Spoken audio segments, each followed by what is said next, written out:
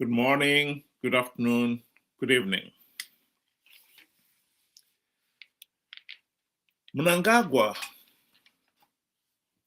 has ruled the nation, ZANU-PF in general has ruled the nation through fear, ignorance, and blind loyalty.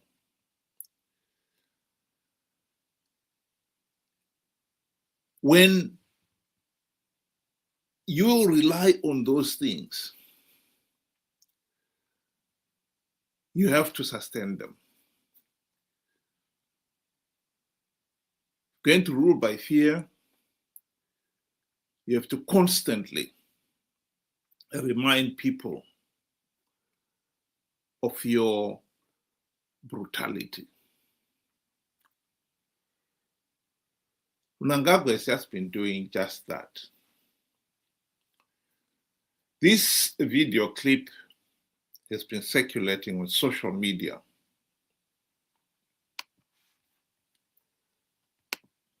Speech. Our prisons are not full. We want peace. We want unity.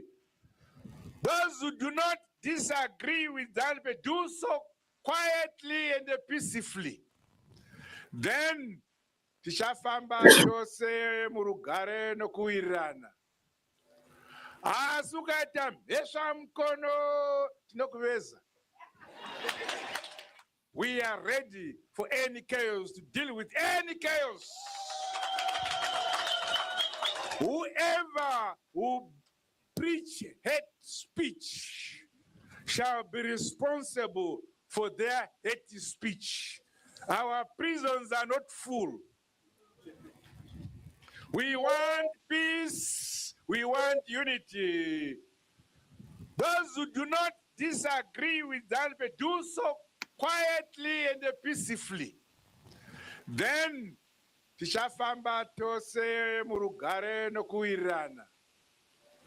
Asukata mhesha mkono tinokuveza. Here is a man boasting that you use violence. Of course, the nation knows only too well that over 20,000 innocent Zimbabweans were murdered by the regime in cold blood during the Gukurahundi massacre. What crime did they commit? In 2008, Mnangagwa and his now VP Chiwenga are the ones who orchestrated Operation Mavotera Papi,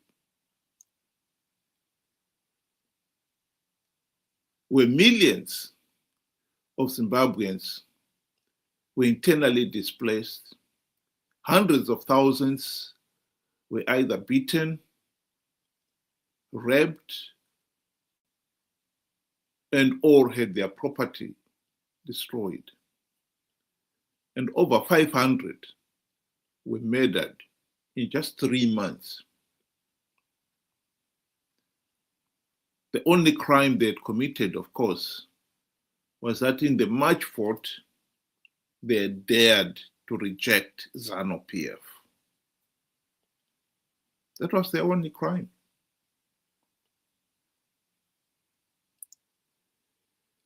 ZANU-PF's 46-year rule has been earmarked by vote rigging and wanton violence. Mnangagwa is feeling power slipping through his fingers.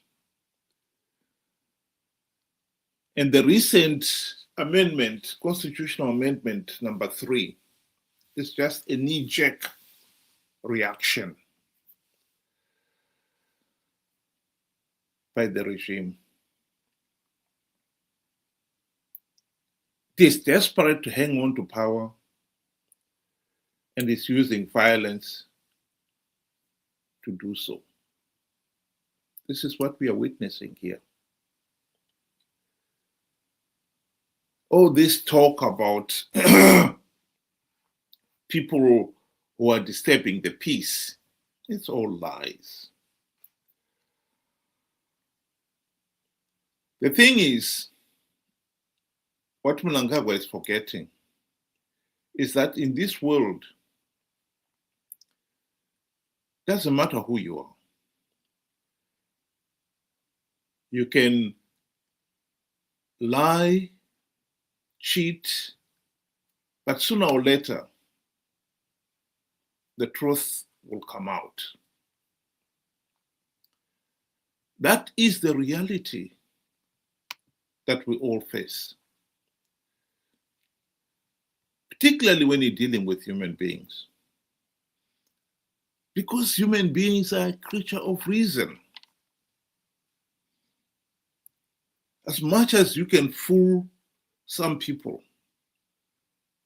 you can never, ever fool everybody. And people like Mnangagwa are learning that the hard way. They genuinely believe they could rule through ignorance, fear,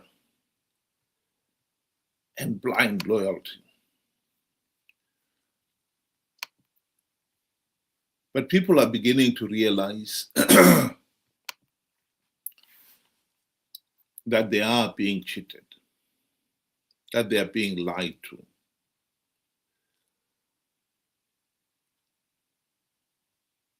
And are beginning to question things. The old assumption that ZANU-PF has got the divine right to govern the country is being seriously questioned, more so now than ever. People are questioning that whole logic. How can it be the divine right if the consequences of that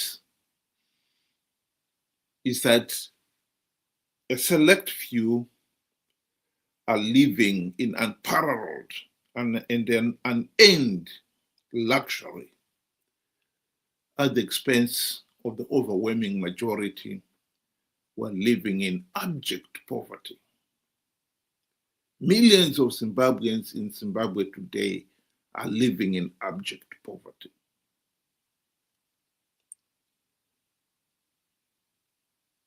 And millions more have been forced to leave the country and have been scattered all over the world as economic and political refugees. That cannot be the divine plan, because the God Almighty that we all know about is a just God. Why would He want millions to suffer so that just a select few can live in luxury? It doesn't make any sense. And when people start asking, that plants the seed of knowledge. Because one question will lead to another. And ultimately, people will realize that this is not the divine plan. They'll begin to ask and demand that they should be granted their fundamental right to have a meaningful say in the governance of the country. And it is that Mnangagwa is afraid of. But once the seed of knowledge has been planted, there's no turning back. The reaction the knee-jerk reaction of amendment number 3. People should realize what's going on and think about it carefully and rationally. Mnangagwa would want people to panic over amendment number 3 and consider it to be the battle royal. It is not. As much as that amendment seeks to give Mnangagwa and his ZANU-PF friends additional dictatorial powers, stopping it would not stop ZANU-PF rigging the next election. In other words, would not end the ZANU-PF dictatorship. What we should be concentrating on is ending the dictatorship itself.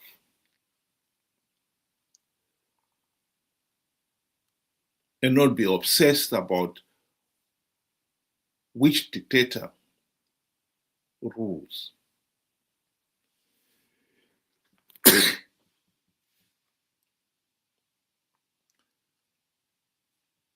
For the last 46 years, the root cause of our problem in Zimbabwe has been the failure to hold free, fair, and credible elections. We should focus on that problem.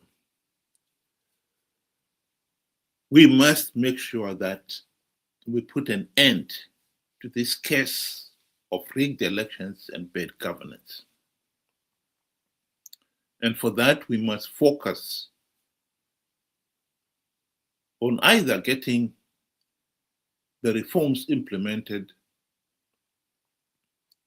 so that the next elections are free, fair, and credible, or we make sure that we do not participate in a flawed process only to give it legitimacy and perpetuate the dictatorship.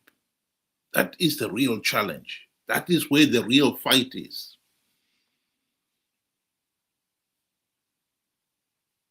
Amendment number 3 itself will have no consequence whatsoever if we can stop ZANU-PF rigging the elections. Because you stop ZANU-PF rigging the elections and you have dismantled the dictatorship. Dictatorships cannot survive where there's no dictatorship. Dictators, cannot survive when there's no dictatorship. It's like fish out of water. We don't have to worry who is the next dictator if there's no dictatorship. In other words, we should focus on making sure ZANU-PF does not rig the next election. And if they do, that they don't get away with it. That should be our primary concern.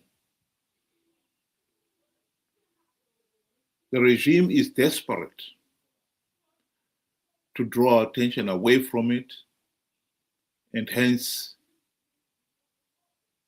this scheme bringing in this amendment number 3. I think we need to be smarter this time. Keep your eyes on the ball. That is my message to the people of Zimbabwe. Thank you very much. Have a good afternoon.